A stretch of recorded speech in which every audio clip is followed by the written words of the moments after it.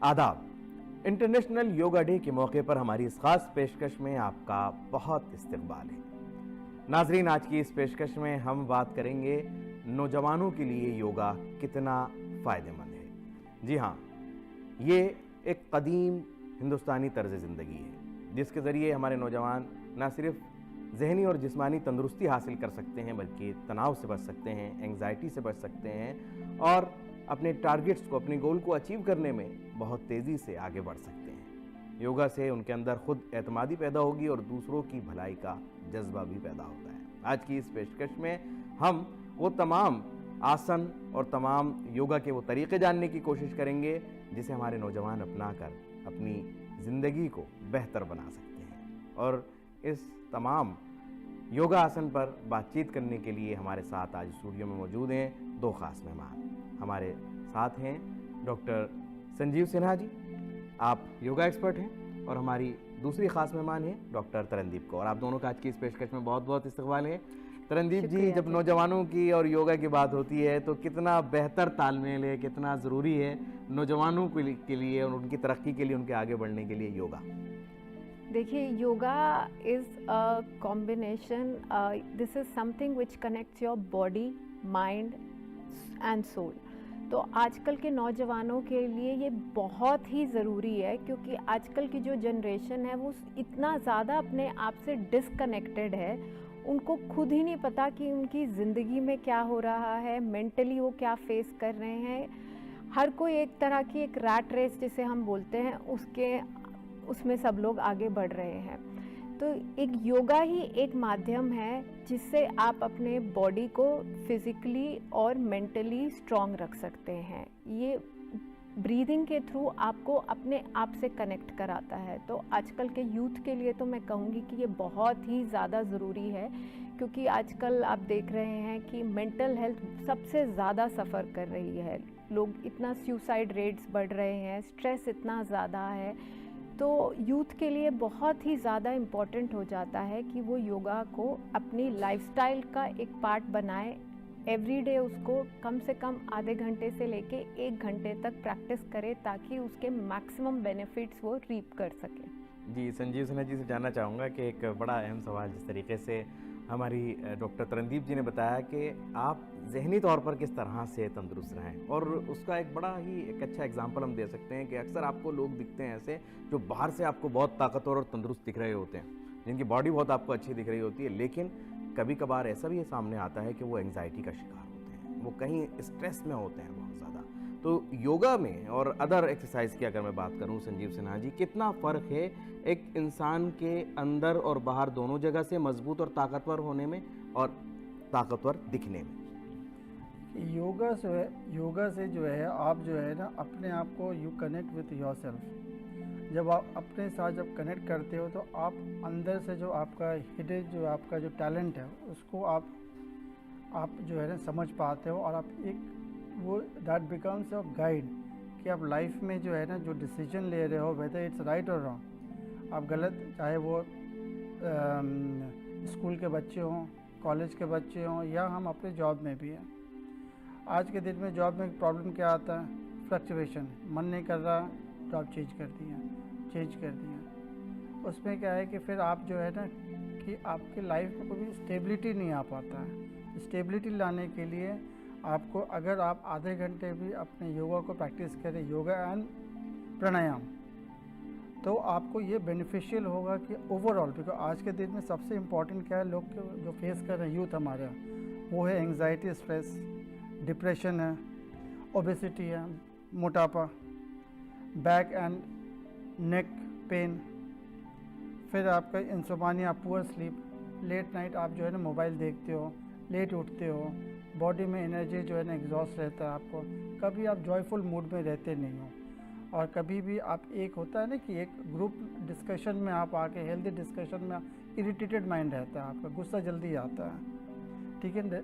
सबसे और main problem आज के दिन में हो रहा है कॉन्स्टिपेशन का, एसिडिटी का, गैस्ट्रिक का, और वहीं से जो है ना आपका धीरे धीरे प्रॉब्लम जो है डायबिटीज़ में बदलता है, बीपी में हाई यानी बीपी। छोटी छोटी जो ये जी, चीज़ें हैं, जी। हम अगर उनका ख्याल ना रखें तो किसी भी बड़ी बीमारी की शक्ल वो इख्तियार कर सकती हैं। और उससे Exactly. बचने के लिए हम लोगों को, सबके लिए ज़रूरी है कि योग को अपनी ज़िंदगी का हिस्सा बनाएं, जो ना सिर्फ हमें बाहर से मजबूत बनाता है, वो अंदर से हमें शांति जी हमें मिलती बिल्कुल। है उसके ज़रिए, और एक मेंटल पीस जिसकी बहुत ज़्यादा ज़रूरत है आज के दौर में, वो योगा के ज़रिए हासिल कर सकते हैं। चलिए उन आसन की तरफ बढ़ते हैं संजीव सिन्हा जी के ज़रिए, कि वो कौन कौन से आसन हैं जो नौजवानों को और ख़ास तौर से आजकल की इस बिज़ी लाइफ में उनको करने ज़रूरी हैं, जिसके ज़रिए वो काफ़ी कुछ फ़ायदा हासिल कर सकते हैं। जी संजीव जी। ठीक है। नौजवानों को तो पहले तो सूर्य नमस्कार, अंदर का जो सूर्य आपका सोलर एनर्जी जो है ना, उसको पहले एक्टिवेट करने के लिए सबसे इम्पोर्टेंट है सूर्य नमस्कार। कम से कम जो 5 to 7 जो है आपका रेपिटेशन, आपका साइकिल जो है ना, उसको करना चाहिए। जी, अंकुर हमारे साथ स्क्रीन पर इस वक्त मौजूद हैं, 12 स्क्रीन पर आपको आसन दिख रहा हैं। है, और वो दिखाएंगे कि किस तरह से संजीव सिन्हा जी जो बता रहे हैं उसे किस तरह से किया जा सकता है। जी ठीक है ना। संजीव जी। इसमें क्या 12 आसन है। पहले नमस्कार मुद्रा में आ जाए, फिर धीरे से अपना हाथ को हस्तोत्तानासन, हाथ को ऊपर, फिर पादहस्तासन, धीरे धीरे श्वास छोड़ते हुए दोनों हाथ को नीचे लेके आएं, फिर राइट लेग को पीछे ले जाएं, अश्व संचालन, फिर दोनों पैर को पीछे ले जाएं, दूसरे पैर को भी, पर्वतासन,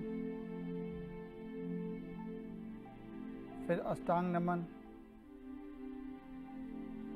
8 अंग से सूर्य को नमस्कार करेंगे, फिर भुजंगासन पे आ जाएं,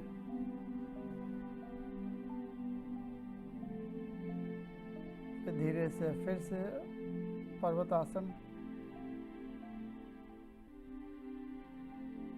फिर एक राइट लेग को फिर आगे लेके आएं, अश्व संचालन, फिर दोनों पैर को आगे लेके आएं, फिर धीरे से हाथ को ऊपर की ओर, हस्तोत्तानासन, बैकवर्ड आर्च एंड नमस्कार।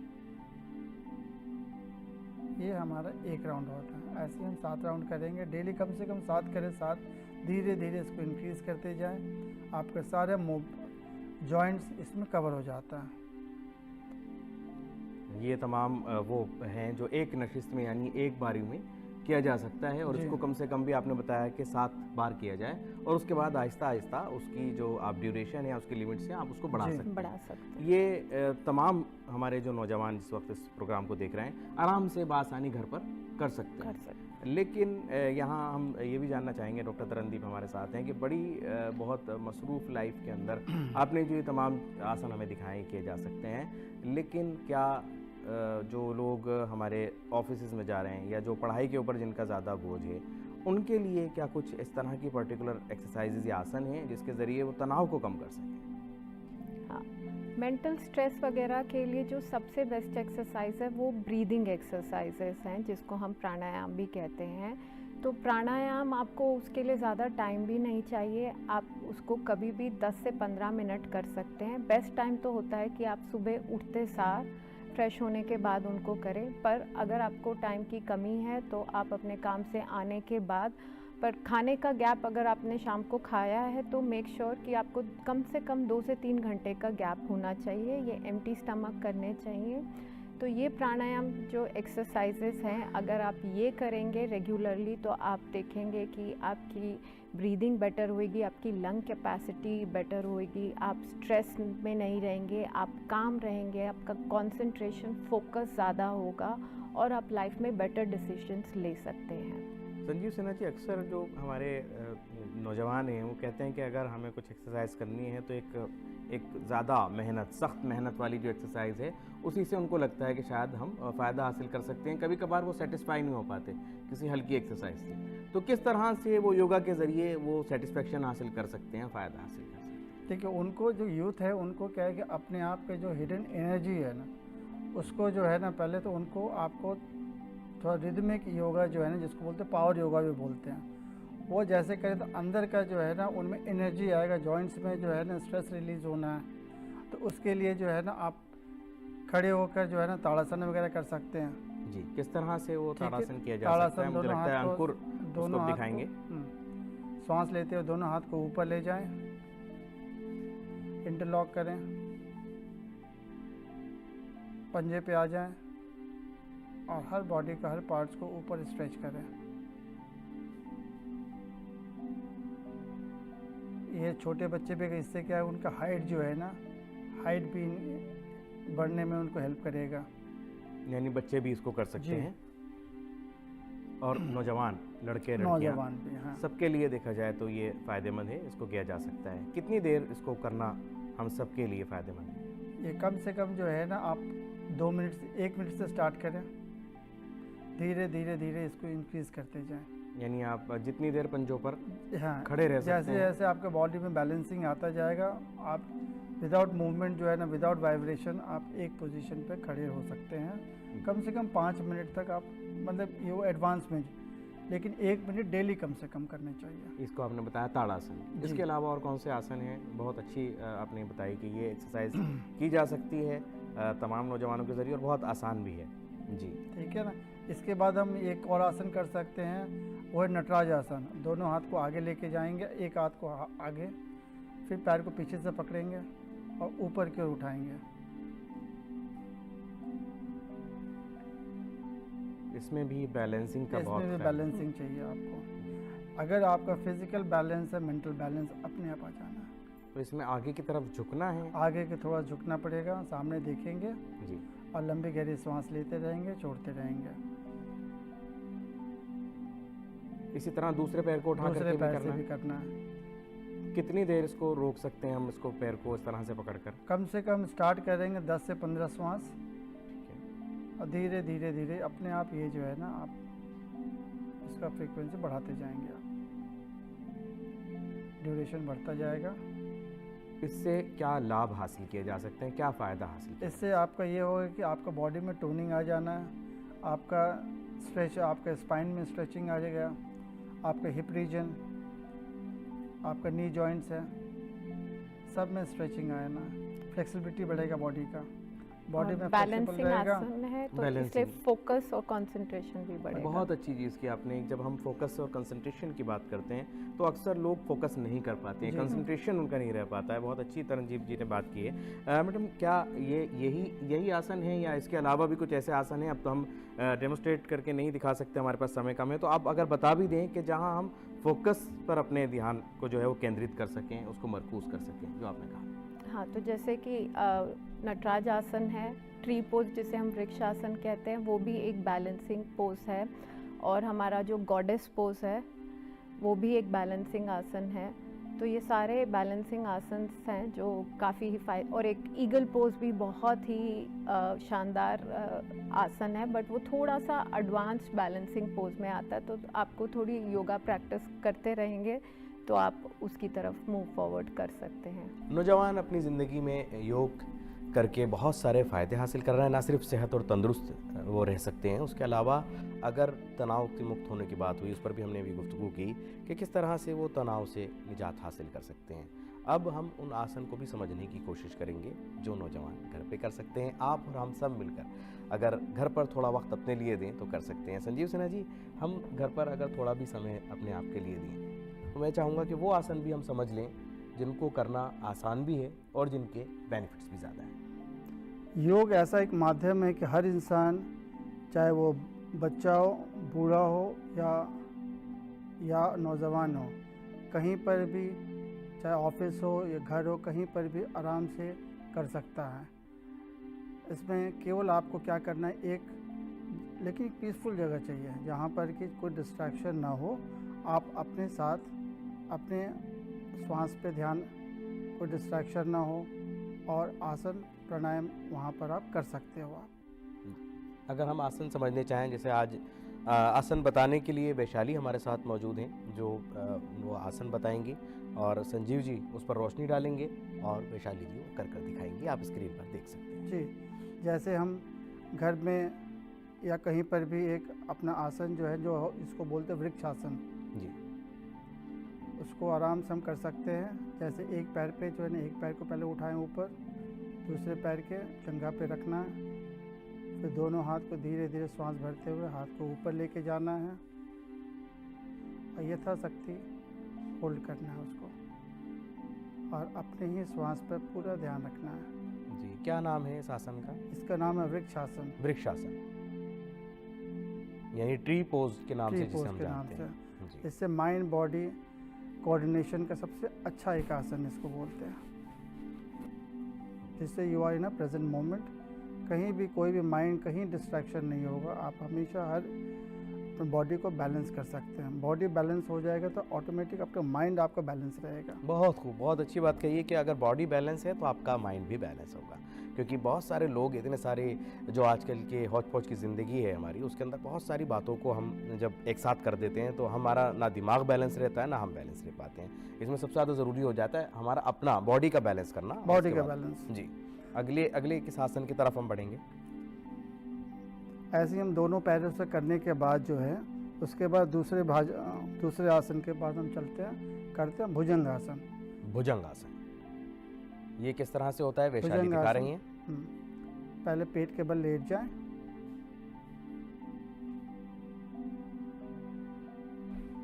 और धीरे धीरे श्वास भरते हुए दोनों हाथों के सहारा लेकर अपने पूरा वेट को अपने स्पाइन के पे शिफ्ट करें और धीरे धीरे ऊपर उठने की कोशिश करें। होल्ड करें, कम से कम 7 से 10 ब्रीदिंग होल्ड करें।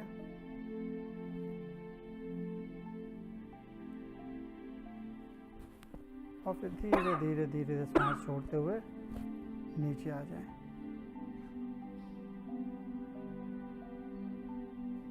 इससे आपके स्पाइन में स्ट्रेंथ आना है। सॉरी। इससे क्या है कि आपके स्पाइन में जो है स्ट्रेंथ आएगा, लोअर लंबर रीजन, आपका सर्वाइकल, दोनों में आपका जो है ना एक पॉजिटिव इफेक्ट आ जाएगा उस पर। नर्व्स में स्ट्रेंथनिंग आ जाना है, और धीरे धीरे आपका जो है ना स्पाइन के जितने भी प्रॉब्लम्स हैं सबसे धीरे धीरे आप उससे निजात पा सकते हैं। अच्छा, इसमें किसी हेल्थ एक्सपर्ट की ज़रूरत नहीं है? अगर इंसान इजीली इसको कर सकता है तो वो कर लेगा, लेकिन थोड़ा सा जो है ना एक्सपर्ट का गाइडेंस रहता है बिगनिंग में, तो आप चीज़ें को धीरे धीरे समझ लेते हैं क्योंकि क्या है कि इसका पॉजिटिव इफेक्ट भी होता है, नेगेटिव भी होता है। एक आप चीज़ को अगर अच्छे ढंग से आप जो है ना एक्सपर्ट के अंडर में पहले कर लेते हैं, उसके बाद से तो फिर आप कर ही सकते हैं आराम से। यानी इसको अगर परफेक्टली अगर आप तभी कर पाएंगे जब आप किसी योगाचार्य से, योगा एक्सपर्ट से आप उसको जान लेते हैं, तो उसको आपका तरीका मालूम हो जाता है कि किस तरह से उसे करना है। जी। अब अगले आसन की तरफ हम बढ़ते हैं और उसके फायदे और उसको कैसे करना है ये जान लेते हैं संजीव जी से। जी। चलो अगला मैं करता हूँ धनुरासन करेंगे हम लोग। पेट के बल ही लेटे रहेंगे और धनुष बनना है। दोनों पैरों को पहले मोड़े, दोनों हाथों से पकड़ के अपर एंड लोअर बॉडी साथ में उठाना है।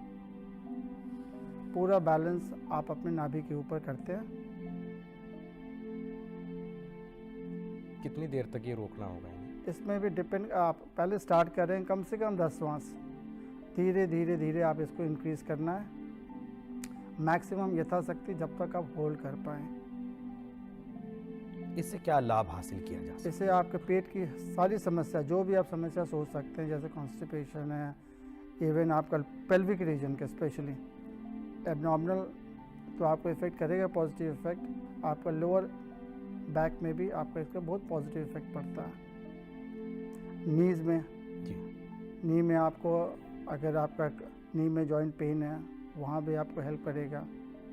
आपके पूरे स्पाइन में जो है ना एक नेचुरल कर्व आता है, जिससे कि आप जो है ना आपका पोस्चर जो है वो भी आपका जो पोस्चर डिफेक्ट है उसमें भी आपको आराम मिलेगा।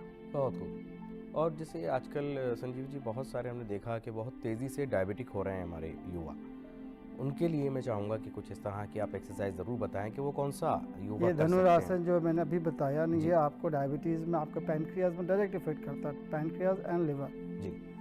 उसके बाद से फिर आप जो है ना भुजंगासन में जो भी इससे पहले हमने कराया वो भी आपको हेल्प करेगा। जी। उसके बाद से फिर 2-3 और आसन है जो बैठ के भी करते हैं। जी। जो भी ट्विस्टिंग होगा, जितना भी एब्डोमिनल रीजन का जो है ना, जहाँ पर हम बैलेंस करते हैं या ट्विस्टिंग करते हैं, वो सारा उसका इफेक्ट होता है आपके पैनक्रियाज पे। और जब श्वास के साथ उसको जब डायरेक्ट आप जो है ना कनेक्ट करते हैं, तो आपको क्या होता है कि कितना बॉडी में इंसुलिन का रिक्वायरमेंट है, उससे आप कनेक्ट करके ना उसको मैसेजिंग देते हैं, जिससे कि आपका पैनक्रियाज जो है ना इफ़ेक्टिवली वर्क कर सके। जी। अब हम अगले आसन की तरफ बढ़ेंगे और जानेंगे संजीव जी से कि अब कौन सा आसन वो बता रहे हैं और वैशाली हमें बताएंगी कि कैसे होता है। ठीक है, अब अगला हम कर सकते हैं आपका सुपरमैन पोज कर लेते हैं। Superman pose. सुपरमैन पोज मतलब कि विपरीत नौकासन, दोनों हाथ को आगे स्ट्रेच करें और पाँव और हाथ को दोनों साथ में उठाना है। फिर से ये बैलेंस करना है अपने नाभि के ऊपर। ये भी डायबिटीज़ के लिए बहुत ही फ़ायदेमंद आसन है। यानी जो शुगर के मरीज़ हैं उनके लिए एक फ़ायदेमंद आसन है, इसके ज़रिए शुगर कंट्रोल में आ सकती है उनकी। और सुबह के वक्त में ही वो कर लें तो ज़्यादा बेहतर है, या दिन में कई बार वो उसको रिपीट भी कर सकते हैं? नहीं, अगर आपको इसका सही में अगर आपको फ़ायदा लेना है तो या तो अर्ली मॉर्निंग करें, सनराइज़ या सनसेट के समय।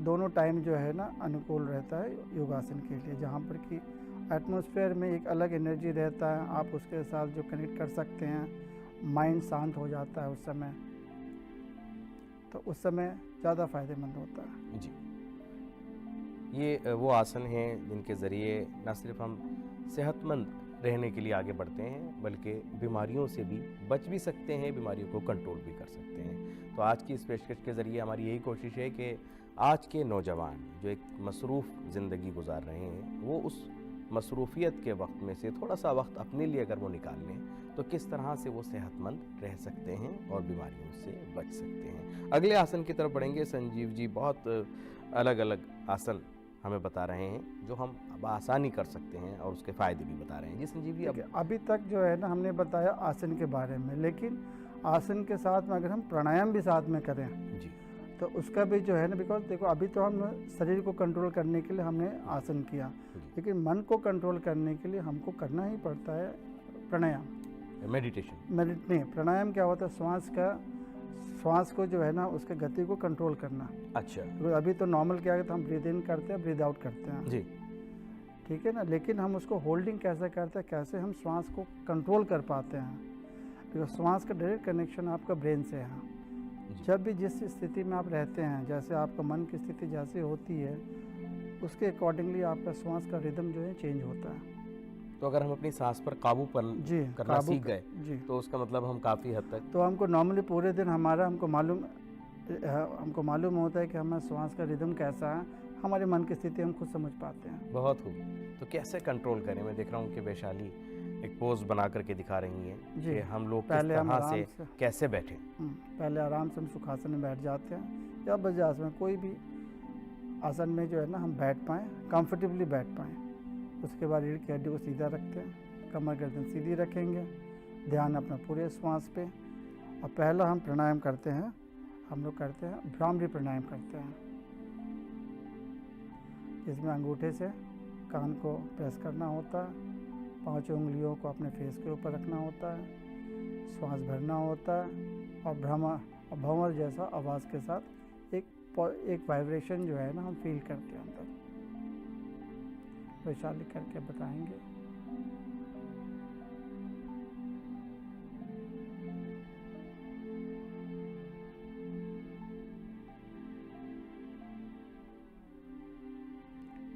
एक से स्टार्ट करें, कम से कम 3 बार हम इसको रिपीट करते हैं। कम से कम 3 बार, ज़्यादा से ज़्यादा कितनी बार इसको किया जा सकता है? डिपेंड करता है कि अगर आपको डिमेंशिया का प्रॉब्लम है, नर्वस सिस्टम का इशू है, तो आपको कम से कम 7 से 11 बार करना होता है। ऐसे 3 बार सफिशेंट रहता है इसके लिए।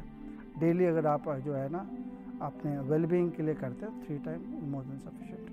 जी, अक्सर ये भी है कि हमारे नौजवान माइग्रेन और सर्वाइकल इन चीज़ों का शिकार होने लगे, तो उसके लिए कोई इस तरह का कोई आसन, कोई एक्सरसाइज?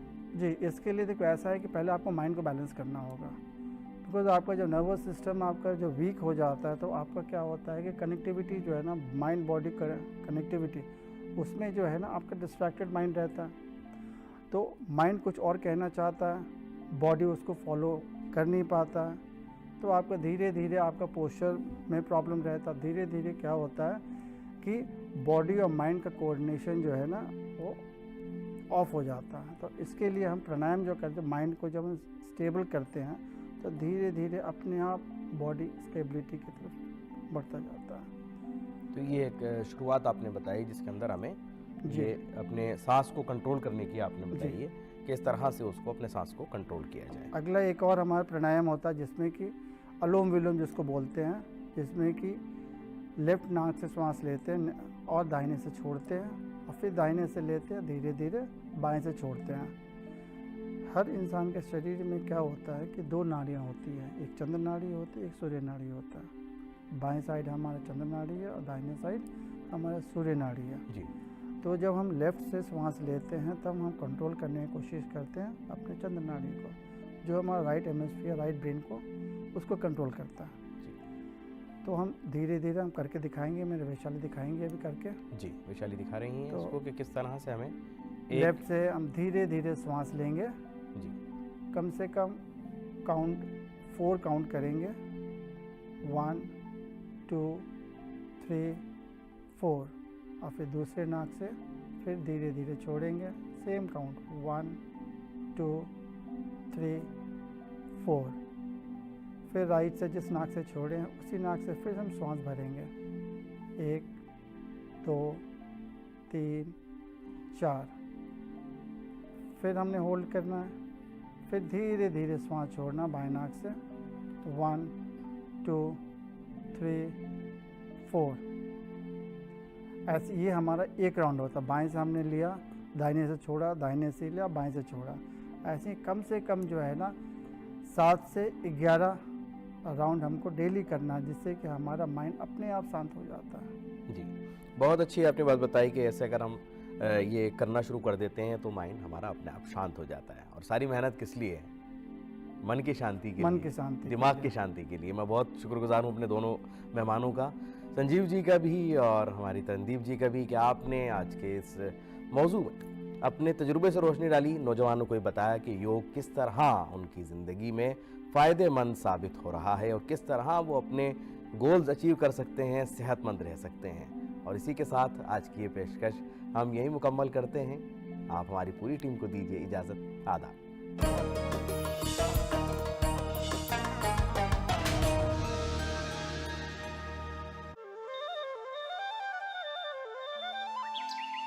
योग सही तरह से जिंदगी गुजारने का एक तरीका है जिसमें शरीर, मन और आत्मा एक साथ आ जाते हैं।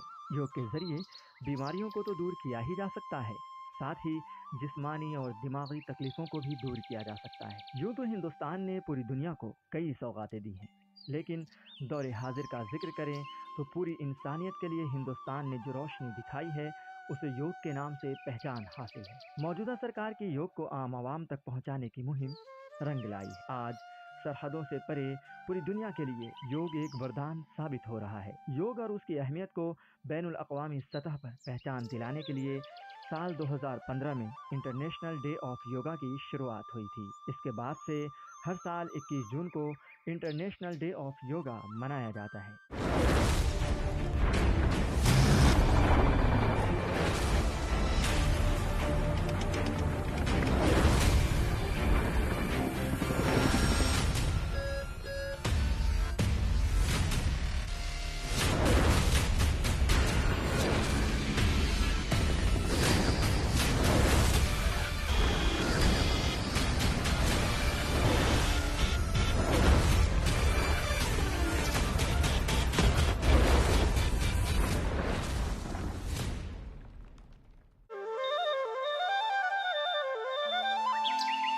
योग सही तरह से जिंदगी गुजारने का एक तरीका है जिसमें शरीर, मन और आत्मा एक साथ आ जाते हैं।